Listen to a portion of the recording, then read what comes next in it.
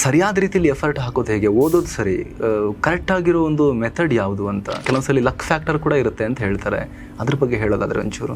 ನನ್ನ ವೈಯಕ್ತಿಕವಾಗಿ ನಾನು ಹೇಳಬೇಕಂದ್ರೆ you are your best judge ಅಂತಾರೆ. ಅಂದ್ರೆ ನಿಮ್ಮ ಬಗ್ಗೆ ನಿಮಗೆ ಜಾಸ್ತಿ ಗೊತ್ತಿರುತ್ತದೆ ಅಂತ.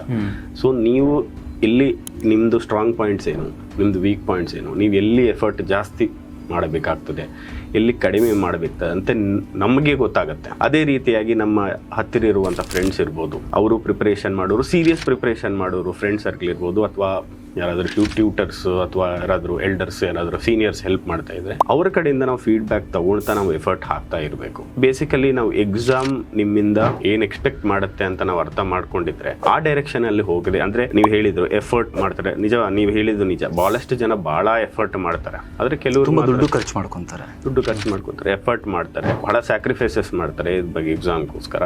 ಬಟ್ ಅದೇ ನಾವು ಒಂದು ಡೈರೆಕ್ಷನ್ ಅಲ್ಲಿ ಅದನ್ನು ಹೋಗಿದ್ರೆ ಏನಿದೆ ಪ್ರಿಪರೇಷನ್ ಈಸಿ ಆಗುತ್ತೆ. ಆ ಡೈರೆಕ್ಷನ್ ಹೇಗೆ ಗೊತ್ತಾಗುತ್ತೆ ಅಂದ್ರೆ, ಸೊ ಸಿವಿಲ್ ಸರ್ವಿಸಸ್ ನೋಟಿಫಿಕೇಶನ್ ಅಂತ ಇರುತ್ತೆ, ಅದರಲ್ಲಿ ಕ್ಲಿಯರ್ ಆಗಿ ಮೆನ್ಷನ್ ಮಾಡ್ತಾರೆ. ನಮಗೆ ಪಾಸಿಟಿವ್ ಗೈಡೆನ್ಸ್ ಕೊಟ್ಟಿದ್ದವರ ಸಹಾಯ ತಗೊಂಡು ನಾವು ಅದನ್ನು ಕಂಟಿನ್ಯೂ ಮಾಡಿದ್ರೆ 100% ಸಕ್ಸಸ್ ಆಗುತ್ತೆ. ಫುಲ್ ವಿಡಿಯೋಗಾಗಿ ರಿಲೇಟೆಡ್ ಲಿಂಕ್ ಕ್ಲಿಕ್ ಮಾಡಿ.